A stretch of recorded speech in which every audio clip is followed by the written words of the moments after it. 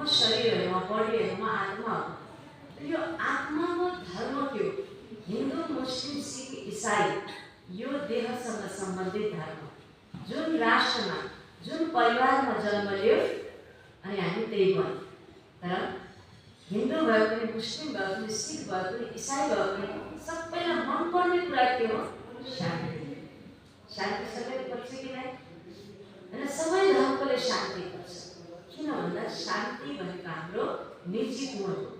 शान्ति भनेको हाम्रो सोको धर्म हो। जस्तो पानीको स्वभाव शीतल हुन्छ। त्यो पानीलाई आगोमा पकायो भने त्यो पानीले पनि आगो जस्तै गुण धारण गर्छ। त्यो तातो पानीमा हात राखेर पोल्छ कि पोल्दैन? तातो पानी खनायो भने आगोले पोले जस्तै फोका हुन्छ। आगोको सम्पर्कमा जाँदा त्यो पानी तातो हुन्छ, आगोको गुण उसले धारण गर्छ। तर आगोबाट अलग लड्यो भने फेरि त्यो पानी के हुन्छ? फेरि के हुन्छ? शीतल हुन्छ, चिसो।